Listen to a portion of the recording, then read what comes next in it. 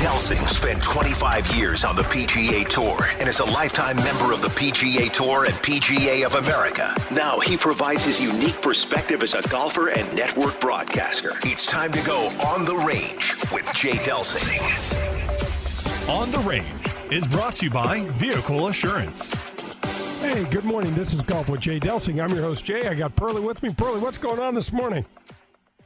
Nothing much, man. Just more sunshine and blue skies down here. But looking forward to working with you.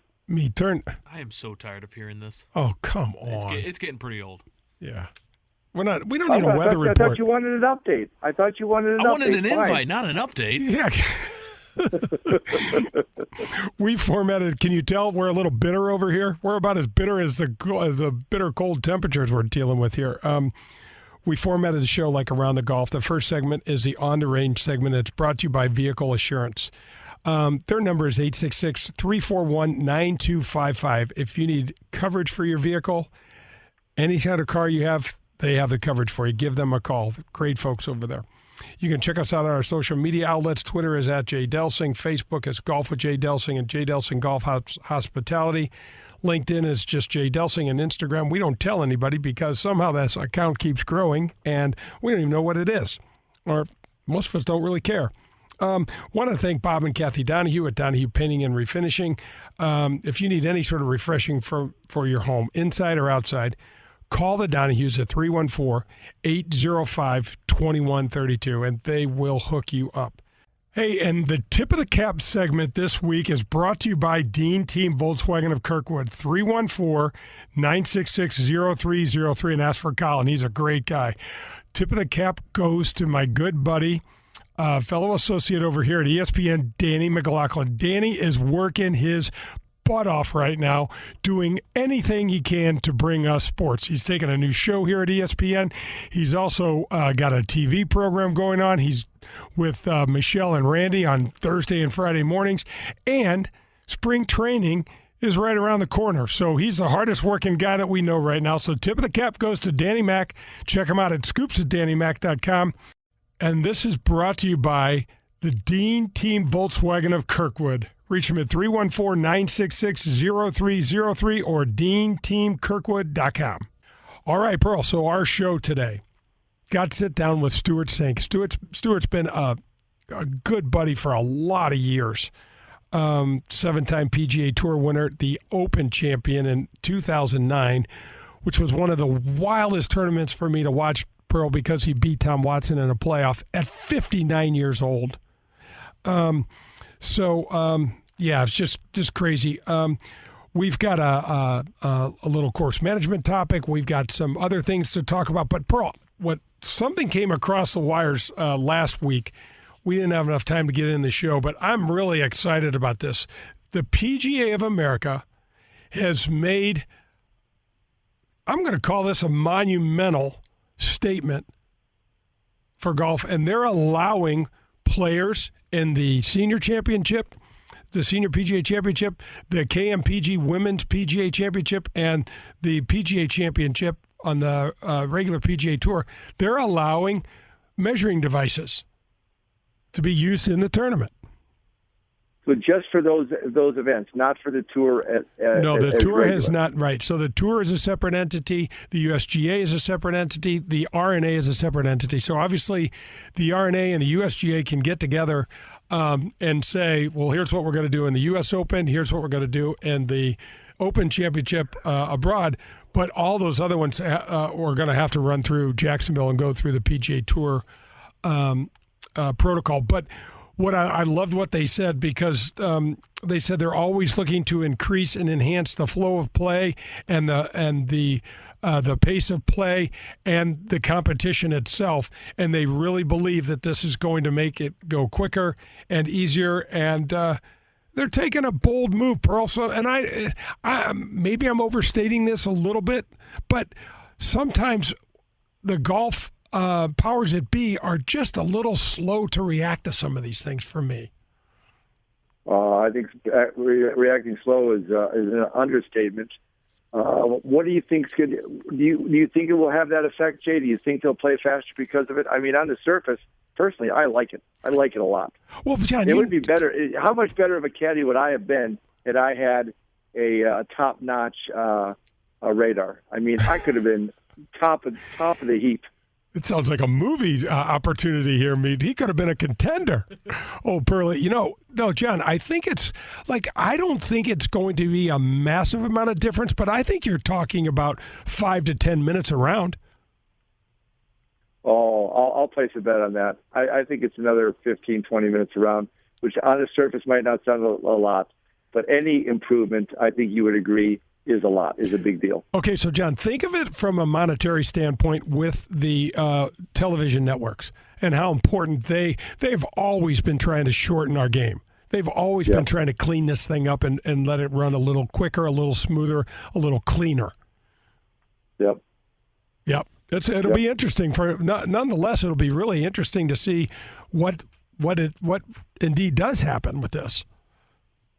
Yeah, I like it. I like it a lot. I think it's not too long before it's going to come down the pipe for the rest of the thing. I think there's a lot of. I think colleges, some college events, some other amateur events are using it. I think it's here, and we should do it.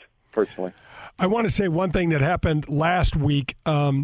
We didn't get to mention it on the show, but the AT&T Pebble Beach Pro-Am, one of our favorite events, one of my favorite events. I played 26 years in a row out there, and I know probably the last 10 you spent out there almost every year with me, I'd say. Don't you think? I loved it. What a gorgeous place in general, and walking that any of the courses, but Pebble in particular, coming down 16, 17, and 18, it didn't get much better than that. And because of COVID, they weren't allowed to do the Pro-Am portion of the event. So it wasn't a foursome walking down there with two pros and two Ams. It's just going to be the players themselves. And so it's a totally different look, but it'll be back next year. It'll be interesting to see. That is one of the highest rating golf events every year, Pearl. It'll be interesting to see what happens this year without the Bill Murrays and the Larry Fitzgeralds of the world, Larry the Cable Guy, and all those other folks that come out there and support the event. Yeah, probably won't have quite the draw, and I know the players are all going to say and have been saying, "Oh, we're going to miss the amateurs." Kinda. Yeah, that's a long week. It's a long week with the amateurs, for sure. Yeah, those rounds can drag on quite a bit. Okay, so John, one of the things that we've been talking about, throwing out some ideas for how people can improve their game through the winter, and we've talked about exercise. We've talked about how statistics and analyzing your statistics can be misleading through your putting and your hitting and stuff. And today I wanted to bring up course management and this topic and what does it really mean, and how can they actually how do you think people can actually manage themselves and their games better to translate to lower scores? Because I feel like when people talk about course management, I don't really feel like the majority of the amateur player knows what that means. I'm not sure a lot of people do. I mean, you and I went back and forth even on tour, and I think we all understand it to a certain level, but there's just another level, and another level. Remember the time in caddy for you for Phoenix Open qualifier? I think it was out at Pima, Pima, one of those places. Yep. You know, we got done with the day. You played pretty well, but not good enough to make it. And you kind of said, well, if I would have had this shot or this shot, and I think part of it is just that perspective of what we have control of really and what we don't.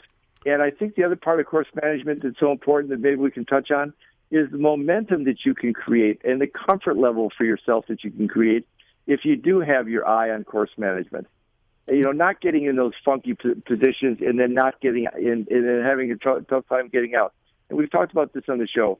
Whenever we're in any of that kind of stuff, hit the shots you're most comfortable with. And when you're in trouble, get it back in a place that you can be very comfortable.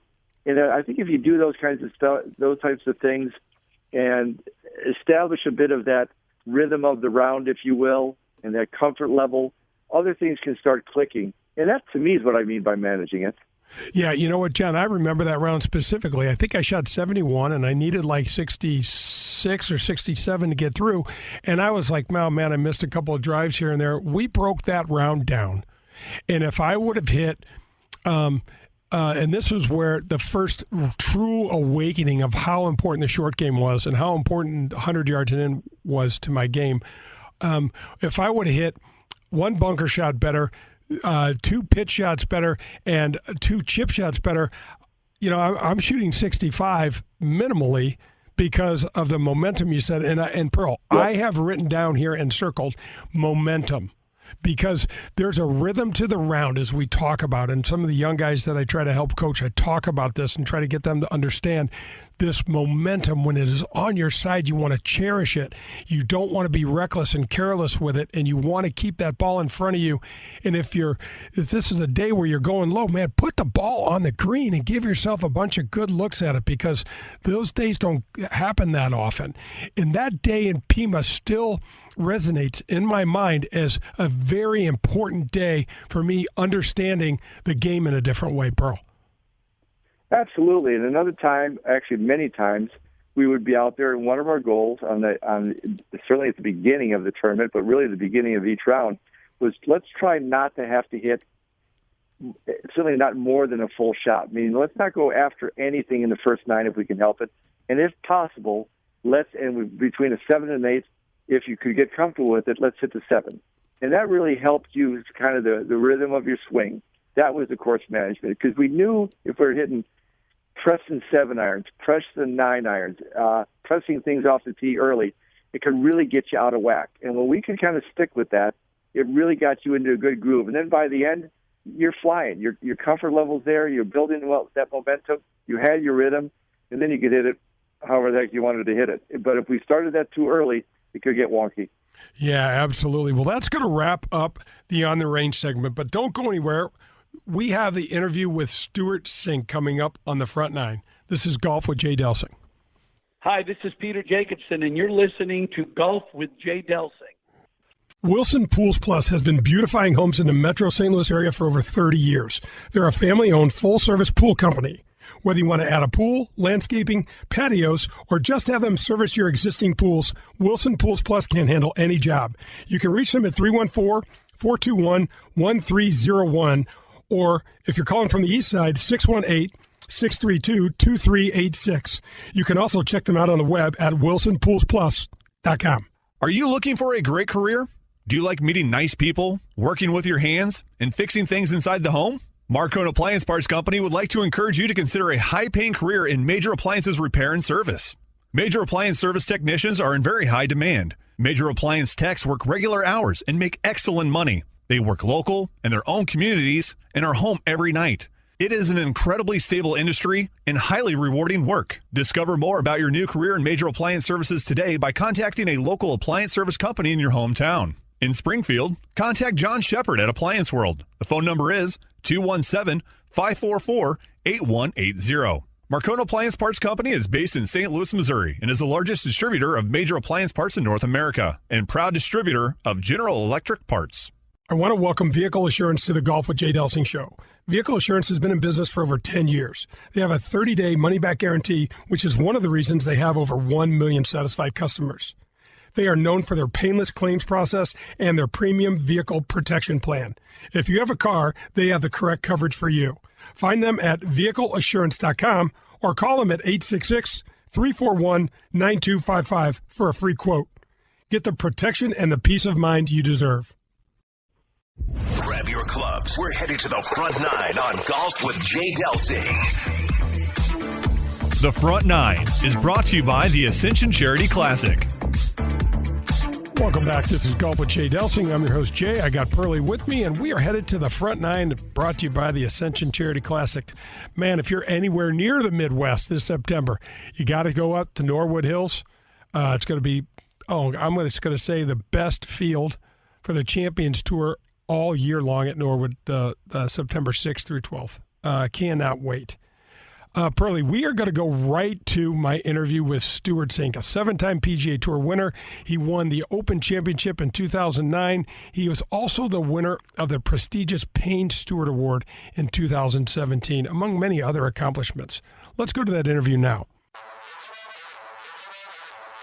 Stewart Cink, 47 years of age, was talking to him on the practice putting green. He's like, I'm going to go give these young guys a run today. Nice birdie he there. gets hitting wedges like that, making the putts. He's going to do exactly that. Stewart Sink is brought to you by Golden Tee. But I got to tell you, it's so fun to prep for some of you guys that get to come on the show. I look at your career, 7 PGA Tour wins, 5 Ryder Cup teams that you played on, 4 President's Cup teams that you played on, 14 professional wins around the world. Currently, you're sitting 9th in the FedEx Cup. You've made over $40 million in career earnings. And gosh, man, what a great career you've had. Thank you. It just feels like a blink, and here we are. I'm 47 years old, and I can't believe that it's been going on this long. It just doesn't feel like that long, but the numbers add up, and I think this is like my 23rd or 24th season. It's amazing, but golf makes you start over every week, and so in a way, I don't feel like it's like a twilight part of my career. I still feel like I've got a lot to play for, and I've got the ability to keep competing. So why not? Well, absolutely, why not? And I mean, you won an event last year, but let's start a little bit and give folks a kind of a glimpse at how you started. Like many of these stud players that are coming out on tour, like the Victor Hovlands and the Colin Morikawas and the Matthew Wolfs, you turned pro in 95, and then 96, you won 3 events on the Nike Tour, the Mexican Open, and then right out on the tour straight away in 97. Yeah, growing up, I never really saw myself as like the PGA Tour was my destiny or anything like that. I really kind of hoped that golf would somehow get me a college scholarship and I could move out of the small town and go, see the rest of what was out there.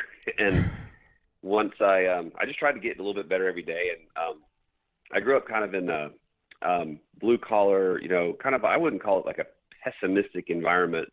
And I'm not talking about my household or anything, but like the area was kind of a economically, shrinking, and it was a little bit of it was not a very happy place back in the time when I grew up. And so it didn't feel like there was a lot of optimism for me. I mean, I was playing well and I was winning my regional and local tournaments, but there wasn't a whole lot of, you really have something. I don't think a lot of people around my area had really seen much in golf. And so I didn't know what to expect. So I didn't really expect much.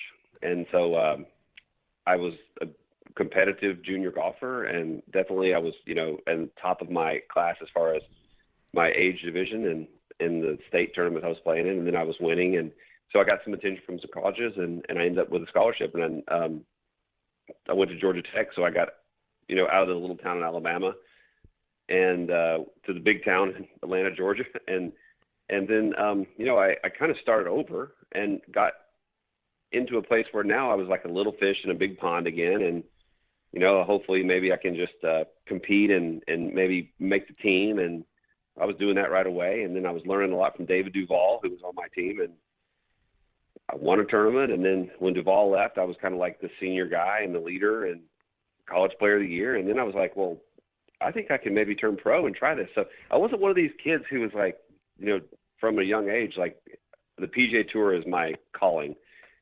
I didn't think of it that way, but I worked hard and I stayed kind of in the present, you could say. Like I tried to get a little bit better every day, and it worked out to be in my favor. And before I know it, I was looking around at everybody going like, I'm beating everybody. So it was the next step logically.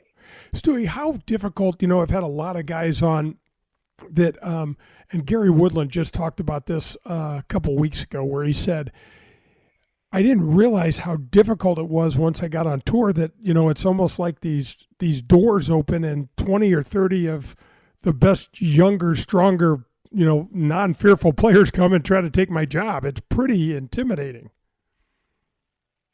It is, and you're working against a lot of factors. There's I should say it this way: there's factors that are working against you, and there's factors that are working for you, and there's a lot of them. Number one, everybody has a different comfort level with like being in the spotlight or in the center of attention, and that's just a personal thing that everyone has to work through or maybe they don't. Maybe they're just like totally natural at being the center, being in the limelight, and that's great. But not everybody's like that. Then every year goes by, like Gary Woodland would have said that, you've got a couple dozen of the best in the world that are coming to basically try to take your job. And they're like, it's like the first day of camp every year, and you're the quarterback, and you look and there's 4 new quarterbacks standing there that all look like bigger than you, stronger than you. They probably can, do all the technical skills they need to do, maybe a little bit better than you, but you have the whole package, experience and trust of your club and everything. So there's a lot of factors. And one of those is definitely, as you go from, as we age, naturally, physiologically, our brains sort of develop and they change. And when you're 25, you have very little regard for risk, and you're just more about taking everything on and, let the chips fall where they may. And that kind of attitude is great in golf. As you get older, you get experience, which kind of has two sides. You learn how to play more, and you learn yourself, and you learn the courses and, how certain courses react to certain types of wind and all that stuff, from all your years of playing. I mean, that's integral part of golf, but everybody learns that. The other side of experience is you develop scars and mental, like demons, your brain starts to, as it matures, it starts to hang on to the things that it associates with risk. And that's natural. That's good for us, because in the rest of our life, it's better to be a little bit risk averse when you're a little older, because you're more saving and, you get into retirement age. But it's not really great for being a professional golfer. So you're fighting against that physiologic sort of development and maturity too, that kind of works against you. There's just a lot of factors that go into it. But I just, throughout my whole career, I've just been, trying to stay on that same type of mentality that I had when I was a kid. And that's like, I just want to try to get better at golf. I try to learn a little something every day about what can make me a little bit better. Some days I feel like I learn a ton. Some days I regress. And tournament plays like that too. You take huge steps forward, you take steps backwards, and you just constantly try to be a little bit better. But it's a craft, it's a profession, and I try to treat it that way every day and try to be the best I can.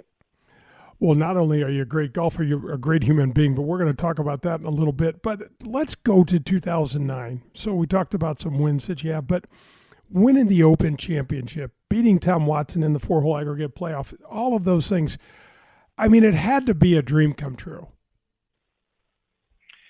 Well, I mean, certainly winning a major was like a dream come true. Yes. I mean, but at the same time, though, because I'm not really, I wouldn't call myself a dreamer at all. I felt like it was more of it was a validator for me. I felt like I had established myself in the professional golf ranks by then. I was 36. I've been playing on the tour for about 13 years at that point without a major, but success, but no major.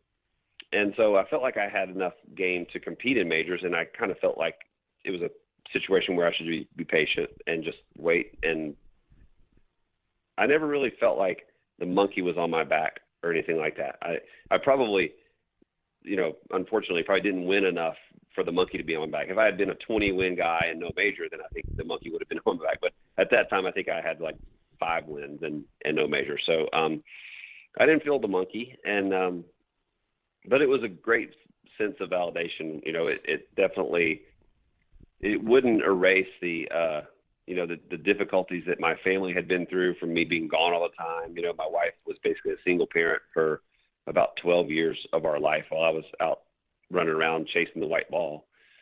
But it definitely, it had a sense of validation where I felt like I belonged. I felt like, you can't really get much higher than that in golf. I mean, you win a major championship and it puts you in a very small group.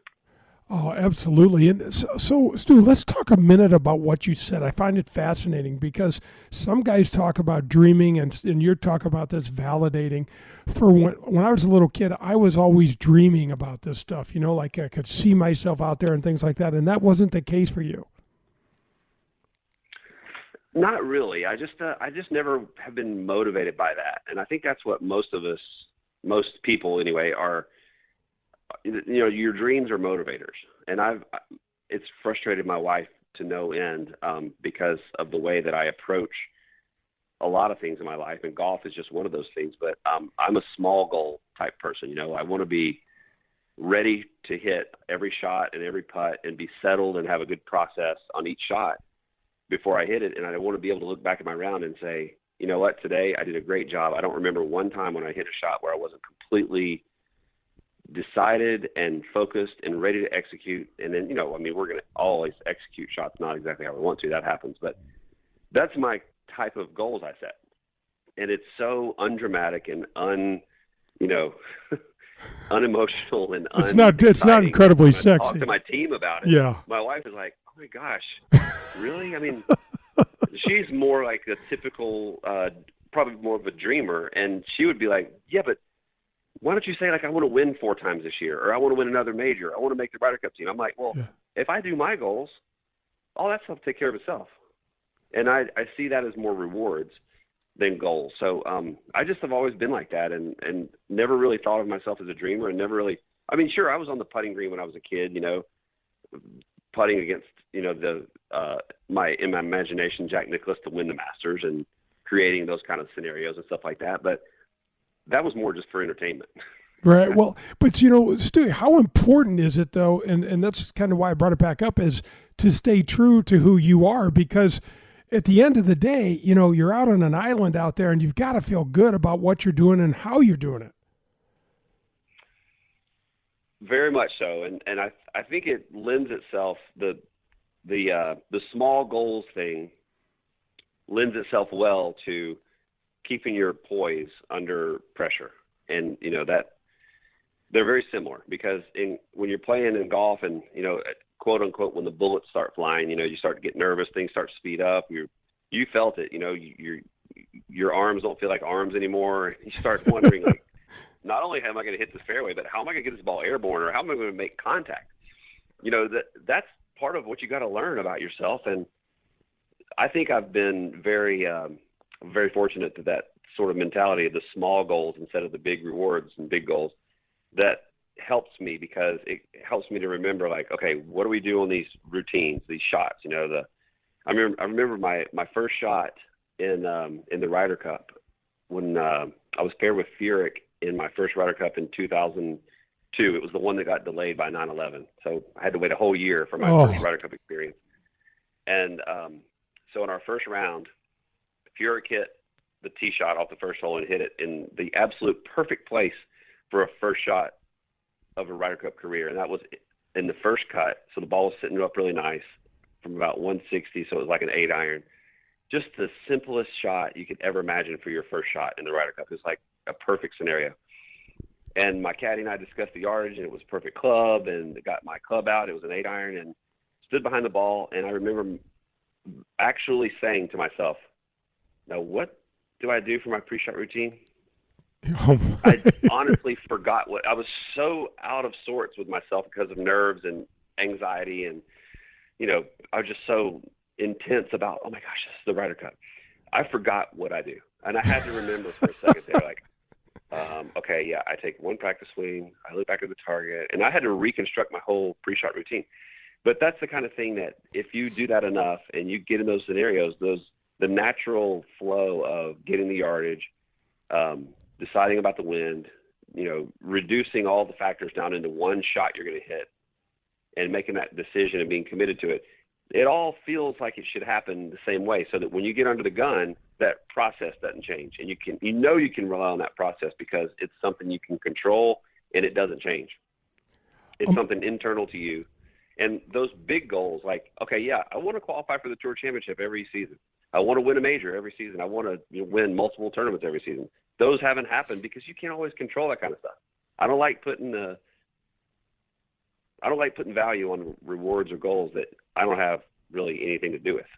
All right, that's going to wrap up the front nine, but don't go anywhere. We're going to finish that interview on the back nine.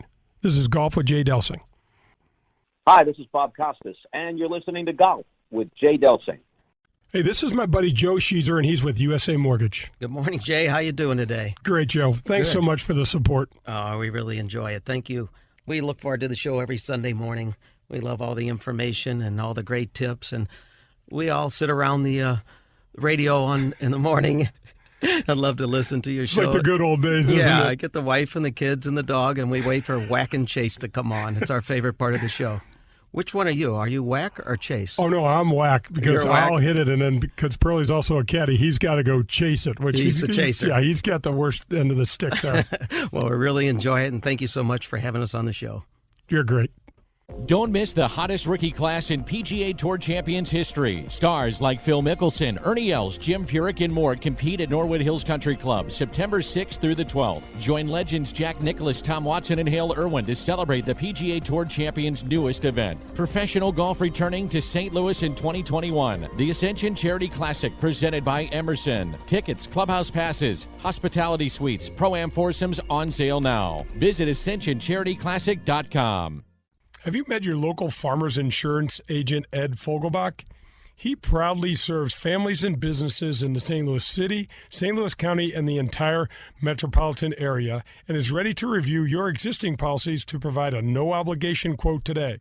Call Ed Fogelbach at the Fogelbach Agency, 314-398-0101, or stop in today and get smarter about your insurance. Again, that's the Fogelbach Agency at 314-398-0101. You've seen it and played it in bars over the past 30 years, and now you can bring Golden Tee to your home. Complete your basement or man cave with the popular arcade game, The Ultimate Virtual Golfing Experience. Over 80 courses, unique game modes, and you can even challenge a buddy in online tournaments. However you play, you will be the talk of your neighborhood. Visit home.goldentee.com to learn more. I want to tell you about a strength training fitness program that helped me and that can help you. It's called 20 Minutes to Fitness. They have two locations, one in Clayton and one in Chesterfield. Every time you go to the gym with 20 Minutes to Fitness, you work with a professional trainer.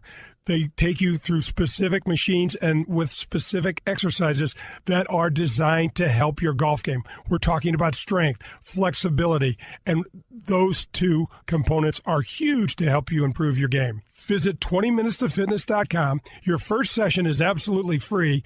Get off the couch and get in shape. Hey, this is Meat, and if you're not aware, the Four Seasons Hotel in downtown St. Louis has two customized Topgolf swing suites. That's right, they've got two of them. You can call them right now, book your tee time on the Topgolf simulator, and play one of the world's top-ranked courses. Call them now, 314-881-2023. Call and ask for Laura Castonguay. That's 314-881-2023. Wilson Pools Plus has been beautifying homes in the metro St. Louis area for over 30 years. They're a family-owned full-service pool company. Whether you want to add a pool, landscaping, patios, or just have them service your existing pools, Wilson Pools Plus can handle any job. You can reach them at 314-421-1301, or if you're calling from the east side, 618-632-2386. You can also check them out on the web at wilsonpoolsplus.com. We're halfway there. It's time for the Back Nine on Golf with Jay Delsing. The Back Nine is brought to you by Fogelbach Agency with Farmers Insurance.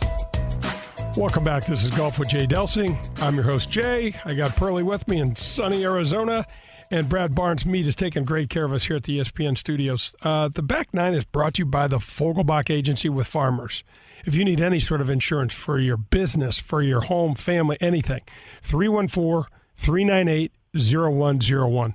Ed will take care of you. We are jumping right into the second half of our interview with Stewart Sink. Yeah, this is from 86 yards. There's room to throw it a little bit behind this whole location, spin it back. Like this? Something like that. How about that? Stuart Sink is brought to you by Golden Tee. Okay, so buddy, one of the things that I found, I always look forward to certain golf courses that I would go to.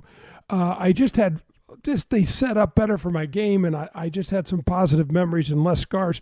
For you, talk a little bit about Hartford or Harbortown, because I know you've won there twice, and I got to imagine, every time you fly into that state, every time you head to that golf course, you got to get a rush of really positivity. Absolutely, and I completely agree with you about courses. I've got courses that I swear every time I play that I'm never going back to. And I've got courses that I wish they'd have every tournament. You know, like we had a very unusual year, obviously, in 2020 with COVID and our big break we took. And there was talk at the when the season picked back up, there was talk of trying to create like a bubble type scenario where we just played several tournaments in a row at the same course. And it kind of happened at Muirfield Village, but there was talk that maybe Muirfield might be a place where we might play, a lot of tournaments in a row. And there was talk that we might do that at Sawgrass.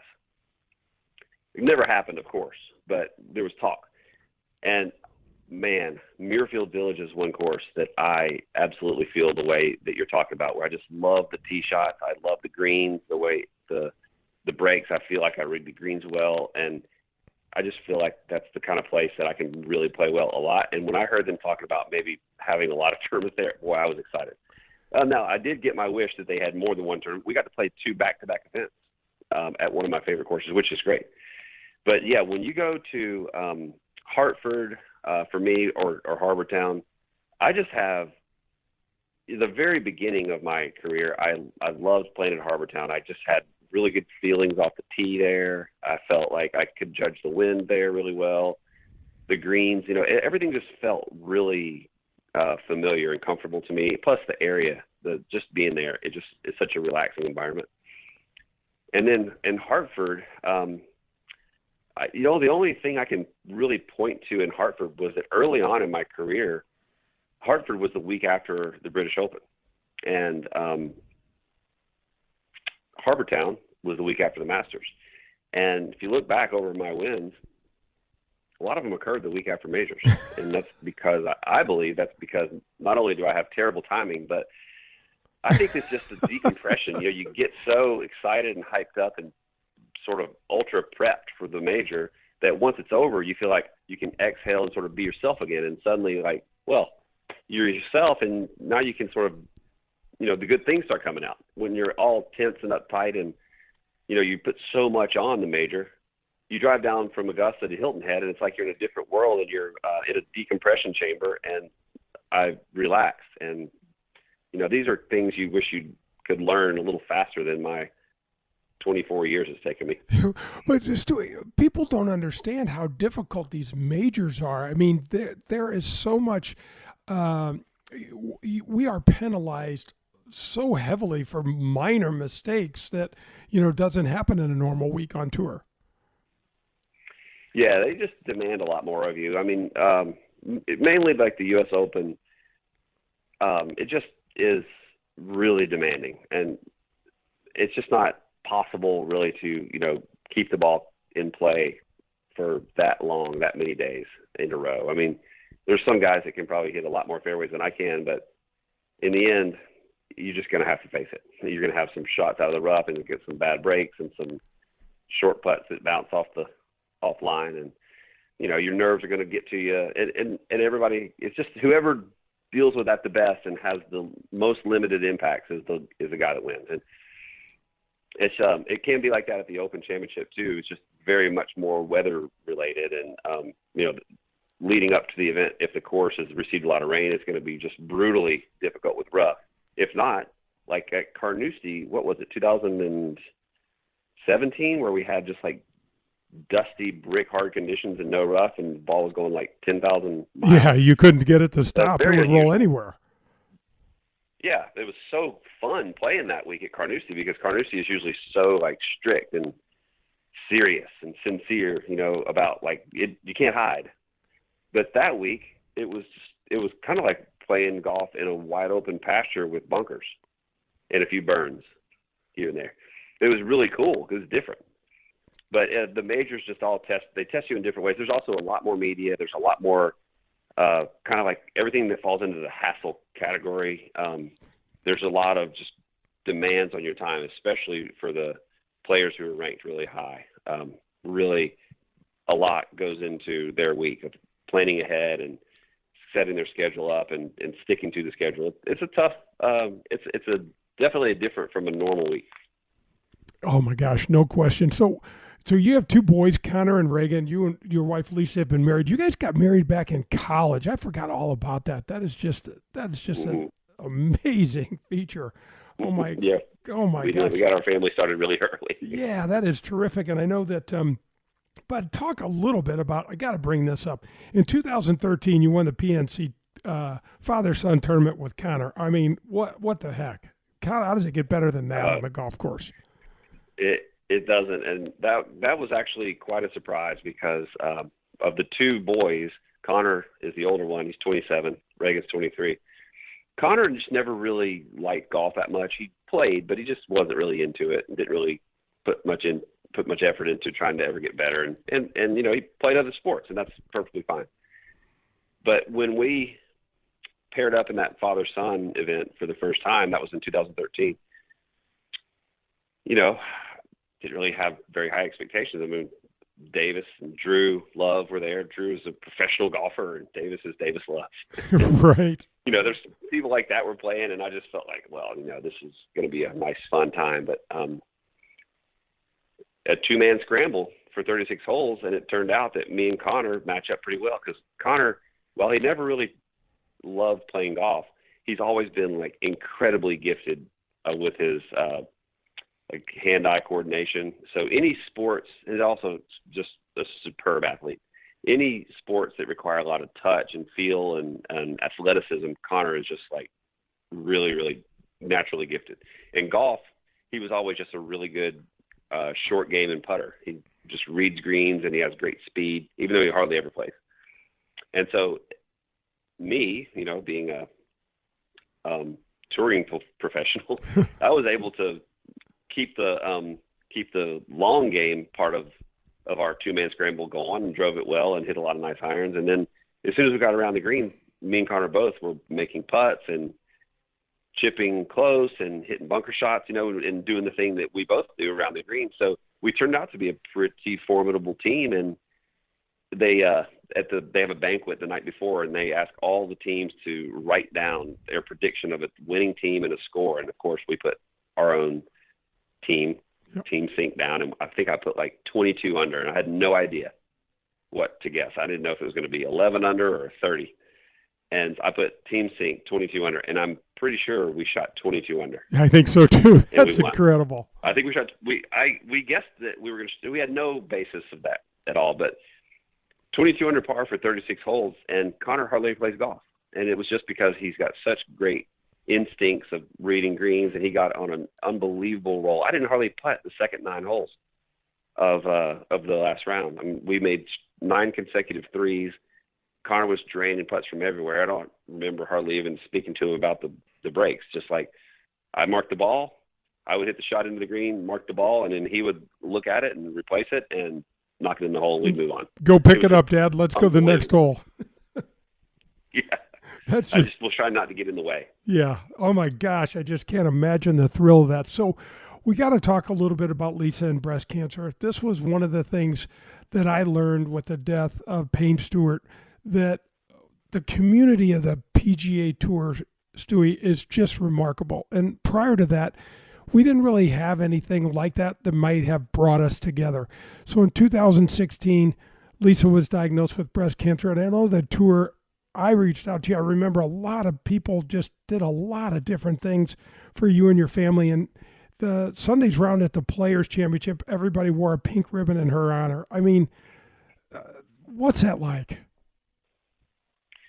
Well, that day was touching, to say the least, that the PGA Tour and the Players Championship, you know, chose to honor Lisa on that day. And, I mean, it was a big moment for our family, for sure, when we found out that she was diagnosed with breast cancer, and especially as the diagnosis unfolded and became more and more significant, and it was advanced disease, and well, we were just like knocked on our backsides.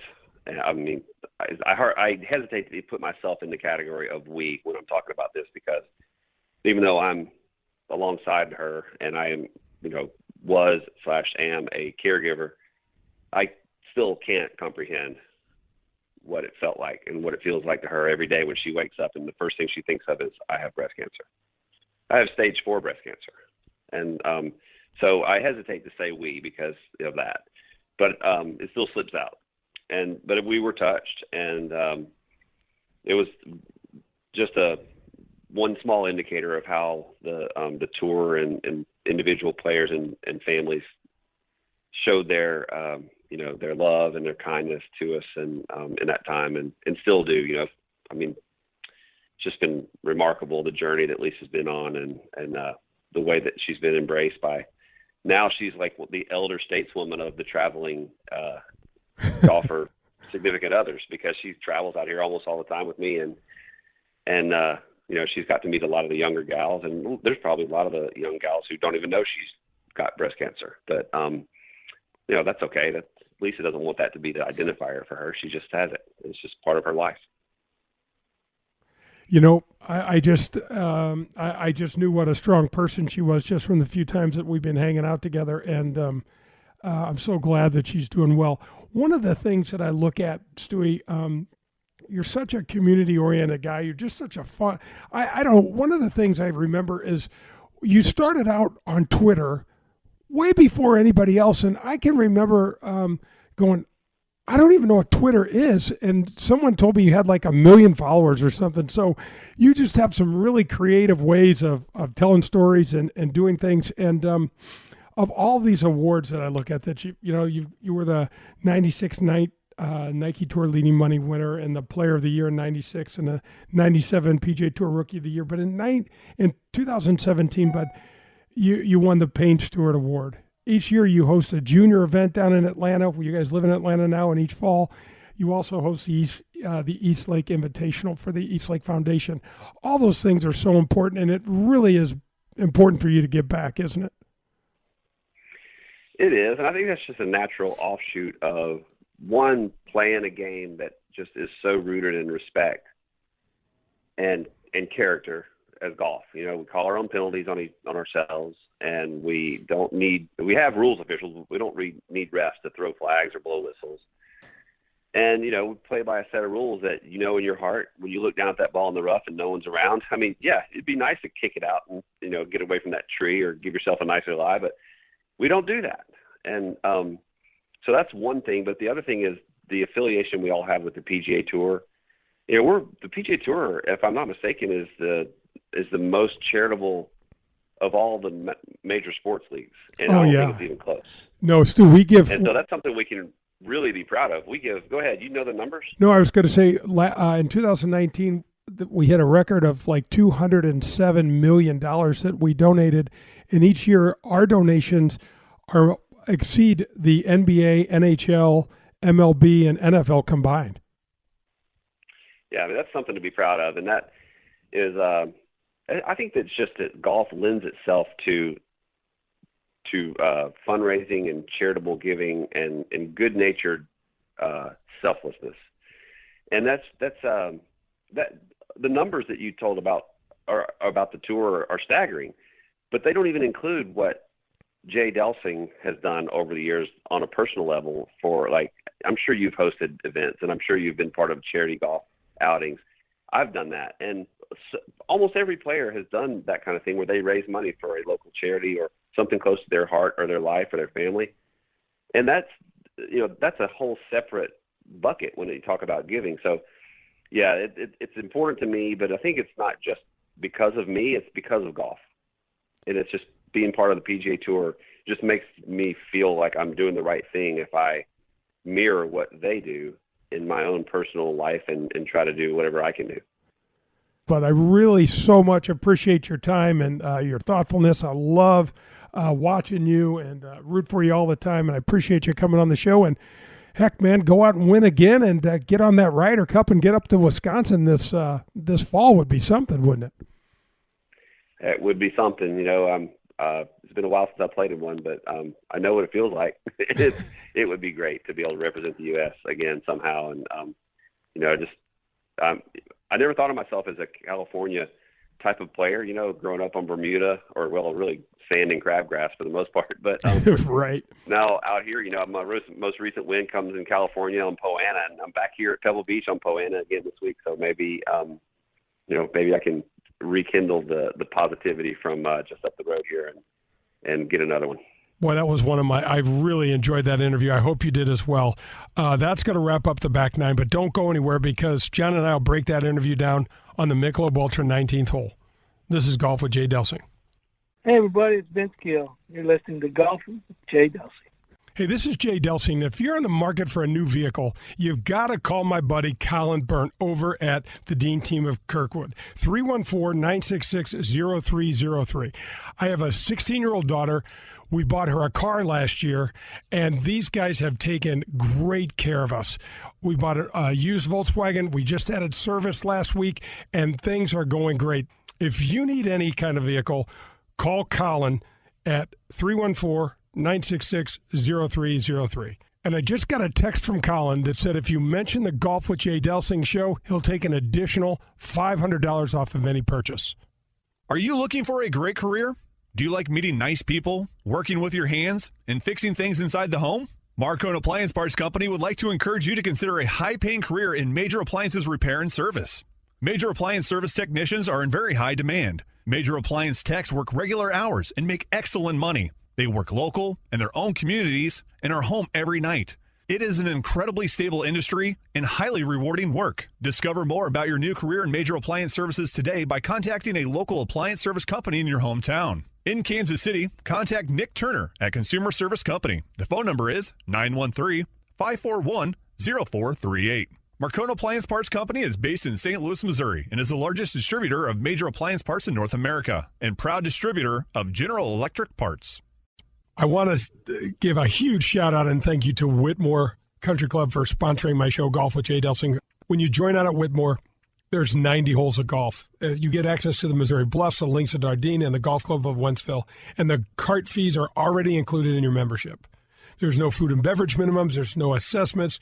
They have a 24-hour fitness center, large pool complex, tennis. Man, they've just got great family-oriented stuff. And if you get over there, you got to go in the golf shop, and you have to say hello to my friend Bummer.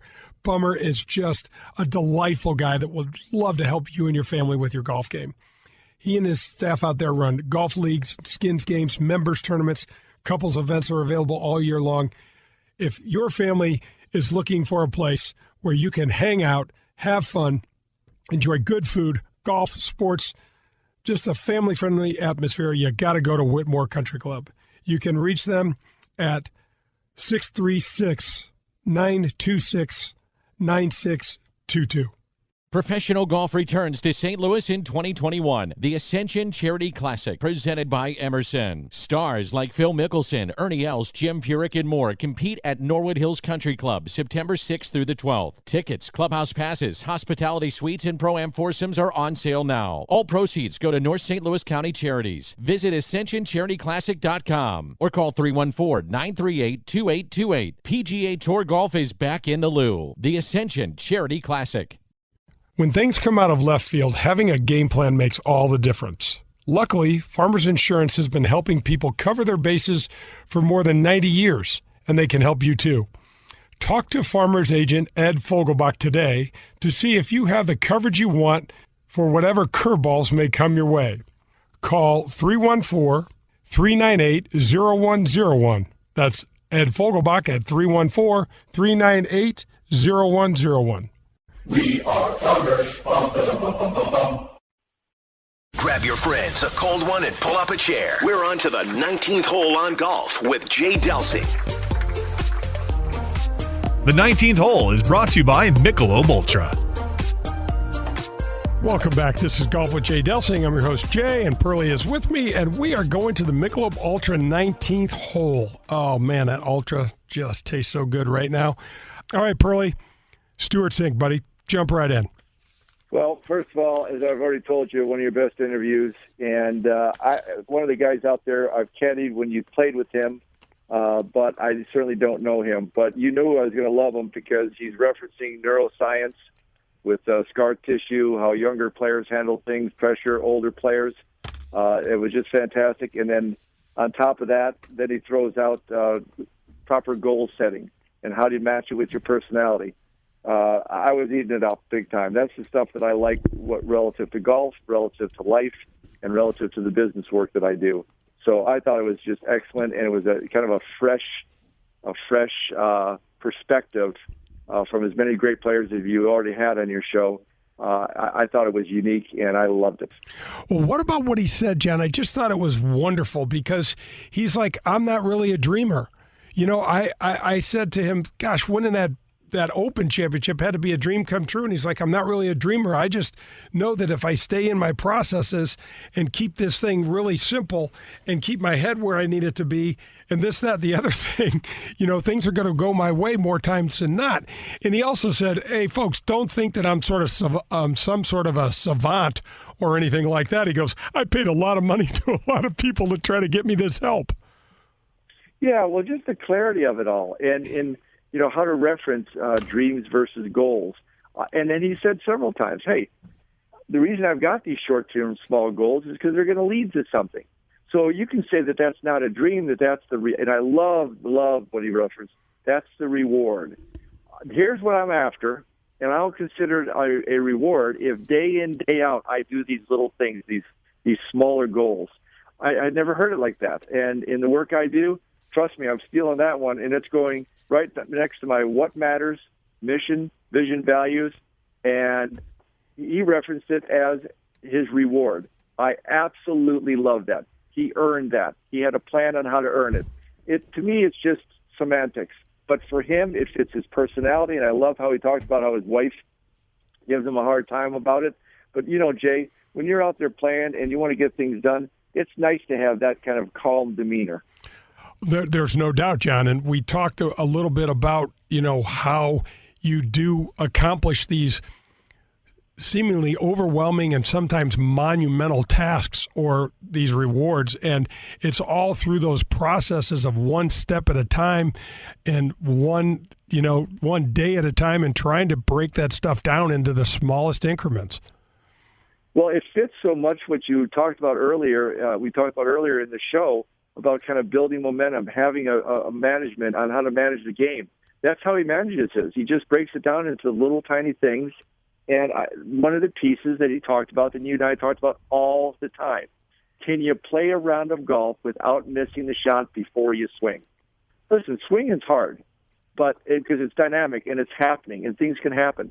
But how many times do we miss shots before we even make the swing? Meaning we're trying to hit a shot we can't hit. We're trying to hit it off of a lie. We're trying to hit a draw when we only really know how to fade it. We're trying to hit a 250 when really we can only carry it 220. Those types of things. And he referenced that as well. And we know how huge that is. When I could help caddy through a round and we could get done, you said, hey, I only missed this shot and that shot before I swung. That was a big day for us normally. Oh, it was, John. And you know what comes to mind right off the top of my head is when we had the great Cardinal Chris Carpenter on the show either last year or the year before, and he talked about cleaning up all the junk. And that's exactly what made me think where I went when Stuart Sink was talking about the processes and that stuff. And Carp was always talking about, you know, cleaning up all the stuff in his head so that he didn't miss a pitch before he threw it. Yeah, we've all heard this before a gazillion times, but I think when we hear superstar after superstar reference it, do the little things and the big things will take care of themselves. Do the little things in alignment with what you need, what you know needs to be done to attain your goal or your reward. That's how you're going to win this. Yes, when things are tough and it's tedious and you want the bigger win or the bigger giant step forward, but that's not really how it gets done at the end of the day. No, it really doesn't. It's not. This is the way. I guarantee you, someone like Tom Brady's got these processes out to the nth degree and follows them, you know, religiously, and he's done pretty well. And I like too when he referenced some of the family stuff because that's part of this whole piece. There's got to be that partner. You know, he even is humble as he appears to me as a family man. He said, hey, my wife was a single parent for a lot of years. I think he said something like 12 years. And you know how it is, Jay, being out there all those years. And it's just so key that he had that partner, that understanding, because that's a piece of it. Can you focus on those little things diligently day in, day out if the other parts of life aren't together? And I think it's tough, man, really tough. It really is. Well, Pearl, that's going to wrap up another show. But, man, I hope the folks love the Stewart Sink interview because not that many people know of him, and he's really a cool dude. Absolutely. One of your best. Well, come back next week. We'll have another guest and more banter from John and I at Golf with Jay Delsing. Hit 'em straight, St. Louis.